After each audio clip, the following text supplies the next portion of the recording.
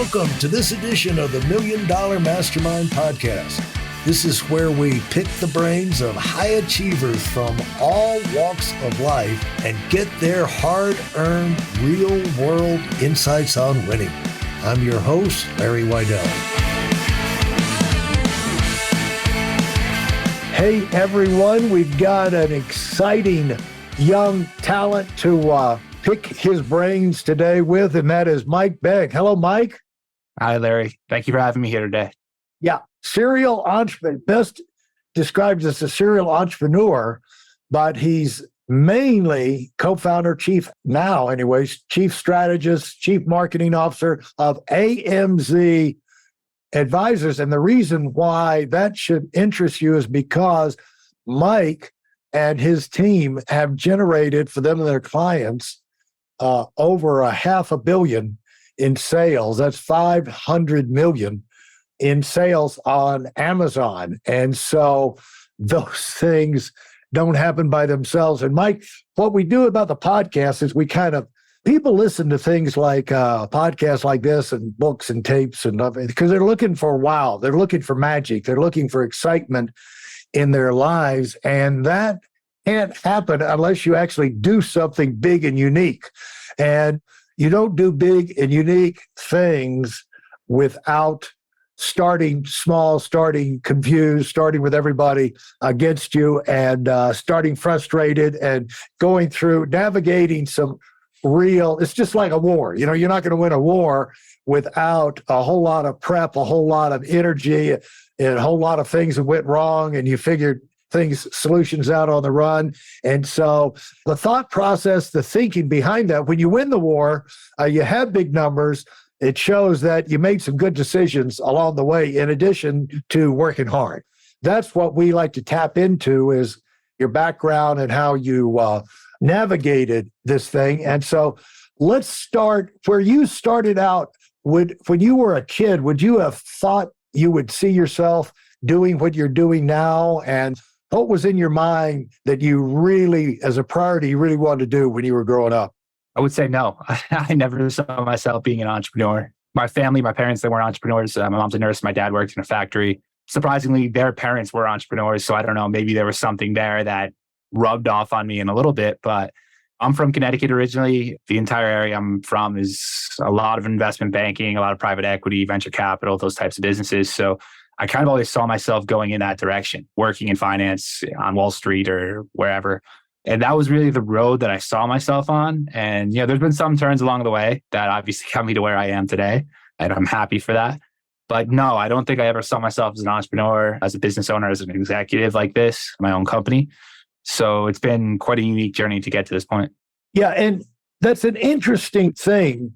Early influences, the early environmental influences, like if you grow up in a small town in Iowa or something and everybody you know is a farmer, you got to be thinking about farming. Or if you grow up where everybody's in the factory, it can influence you. And the idea of growing up in Connecticut, when I think of Connecticut, you think of basically, it's wrong, but you think of wealth. If you go and you see the big estates and the big homes and the people there outside of New York, a lot of the big financial companies have moved out to Connecticut. And so growing up in that environment, I guess you run across people, those are their jobs. That's who your family's friends in the neighborhood, or your parents of some of your friends. It's hard not to get infected, at least exposed to it. And unless it repels you, it probably would attract you in some way. Where did you first start noticing that kind of influence, and what kind of impact did it have? I would say some of the first, I don't know, I can't say like there was a specific age or a specific time when I started noticing these things, but one thing that really stuck out for me was when I was younger, playing lacrosse. I mean, lacrosse itself is a very preppy sport. It's typically played in a lot of these wealthier towns. So I remember going to tournaments and practices and games in some of these other towns, and the dads are showing up in Ferraris and Porsches and Lamborghinis and whatever. And it's like, whoa, like, what is this stuff? Like, this is crazy. I mean, it's obviously very shallow and very, how do you say it? vain to see these things and be interested in them. But in the same way, it's something that sticks out so much that you kind of pay attention to it. And you're right. There's big homes, big houses. My friends' parents were a lot of times involved in those types of things or in those types of fields. So it was kind of where I started getting the exposures. And when I noticed it the most was probably maybe around like 7th, 8th grade. And when I really started to think about that a lot more. Yeah, because a lot of people grow up, and a lot of people listening on this grew up in environments where they didn't get exposed to things like that. And what they got exposed to was, I remember when our company had a first convention in Hawaii, and I went over to Hawaii, unbelievable hotel, super expensive, and it's full. I walked in there and said, wait a minute, because my father was a sergeant in the Air Force, and I grew up in that type base housing and those type things. And you grow up hearing more predominantly than not, nobody's got any money. Everybody's struggling to survive. You clip coupons, be frugal. The only way to accumulate it is save $10 a week for 80 years or something like that, And the idea that people have, I looked in, I could not notice that a lot of these were young families. They not only came in, they were young. Somehow they had the money and they brought their family. And they weren't here with a company and a convention like I was. Yeah. They just decided to go to Hawaii and so it's just like, I remember definitely having to think somebody's been lying to me that nobody has money. Because it seems to be a whole lot of people got a whole lot of money out there and they got to be doing something that I'm not doing. I got to find out about that. And as you're growing up, it does give you a leg up to be exposed to that stuff, because I think, of course, it's superficial and money's not everything, and things will only material things only satisfy you so much. But I think there's a real value in seeing a Bugatti or a Ferrari or a motorcycle or an incredible estate home like that, if it lights a fire in you. What I've seen is a lot of people get exposed to things like that. In fact, I used to do a presentation in big events to kind of get things going. And I would show some of the places I'd been, some of the things at that point, I'd owned or my friends owned, and just showing big things, yachts and motorcycles and homes and vacations. And what happens from the crowd is that you get this ooh all the way through it. And it's a different ooh from a different part of the crowd. Yeah. The different slide goes up because different things turn different people on. But like if you ooh over a motorcycle, maybe that's what you need to get yourself out of your rut and to be thinking about doing better things and not wasting your life. Because early story in our company was one of the biggest, most successful guys came in because he wanted a Winnebago. And that's all he wanted. He wanted to work long enough to get a Winnebago. But then once he made enough money for the Winnebago, by this time, he didn't want the Winnebago anymore. He wanted something bigger and better. Of course. Things change. Things always change over time. And I think you're 100% right. I mean, you get these exposure to things. There's things that are going to motivate you, and different things motivate different people. I think when I was moving on from a little bit where I was younger, I got the idea of vision boards and like putting what you actually want on a board and actually visualizing it and, all those types of things. And I don't think it had a great impact, but there were certain things that were on there that are more tied to wealth, more tied to luxury, more tied to like higher end things. It clearly shows that there was an interest for me in eventually getting to that point. It just took me a while to figure out that I'm never going to make it there as an employee and I have to do it for myself. Yeah. And the thing is, on those vision boards, the thing about that, it doesn't have to be just things. I mean, as long as if you reach the point where you feel like, relationships, are important, or I need to have more values and spiritual life, I need to have more fulfillment.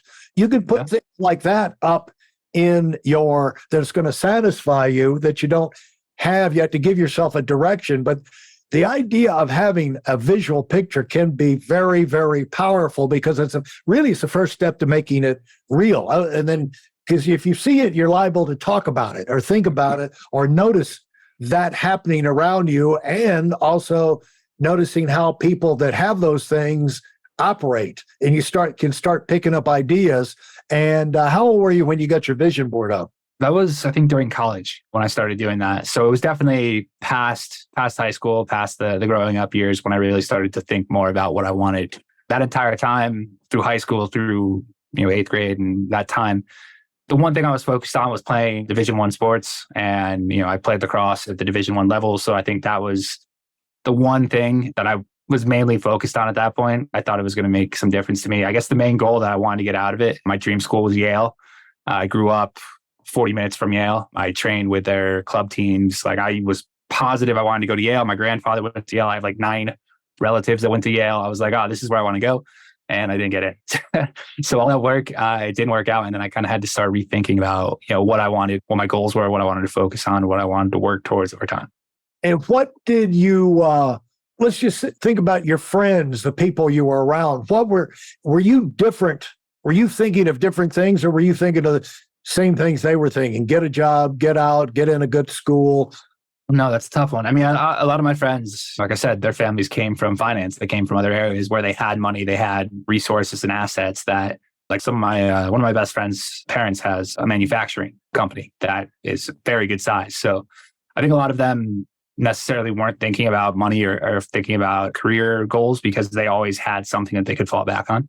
For me, I didn't have something I could fall back on. So I kind of had to start thinking of what I wanted to get out of or what fields I wanted to get into so I could start getting the goals or achieving the goals that I wanted to hit in the long term. So I think maybe I was thinking a little bit different, at least with my immediate friend group. But I know a lot of other people around my age group and in other groups were probably focused on the same things. It's just the people I hung out with were a little bit different. Well, it is one of the things that influences us as we go through life is the way we respond to big problems, little problems growing up.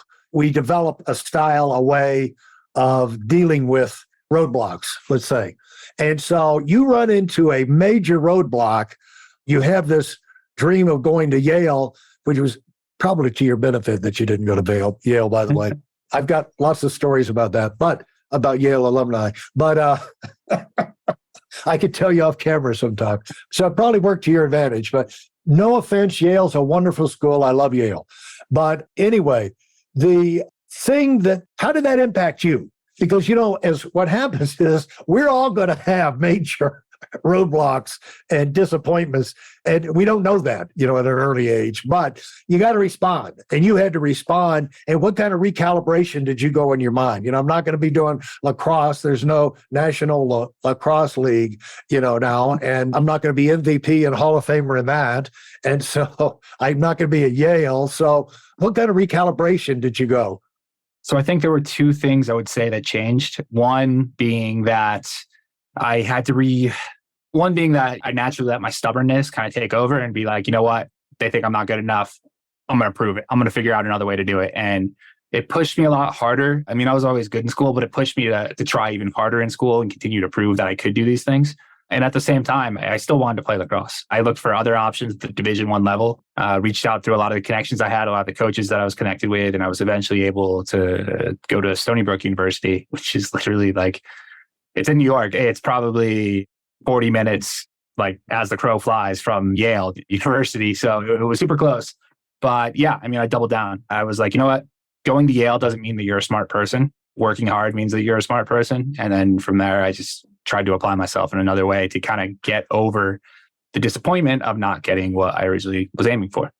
Yeah, because what you have to do at times like that is move forward. You got to move. Yeah. And people who say, well, I've just reached a dead end. You never reach a dead end. There's always a thought in your mind, a person to call, a thing to do, something to check. There's always a next step. And as long as you've got a next step, you're not dead. You're only paralyzed. You're only dead when you're paralyzed and you just stop. And so you go forward with what you know.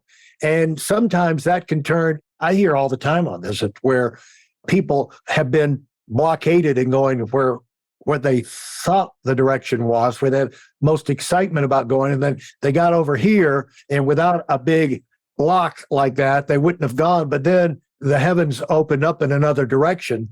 And so as you get over there, you now have got to find another option, but then you've got to get yourself excited about that. And the one thing that we've got to sell ourselves, you've got to coach yourself.